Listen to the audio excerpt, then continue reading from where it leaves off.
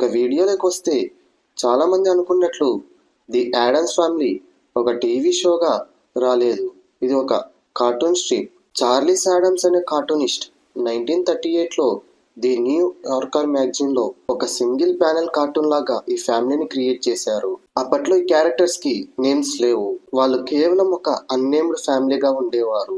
1964లో TV shows create చేసినప్పుడు Charles Addams ఒక game లాగా క్యారెక్టర్స్ కి నేమ్ పెట్టారు. Gomez, Morticia, Fester, Wednesday.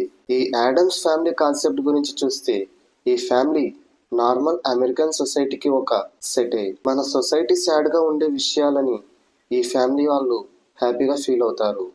అలాగే మన సొసైటీ హ్యాపీగా ఉండే విషయాలని వీళ్ళు సాడ్ గా ఫీల్ అవుతారు.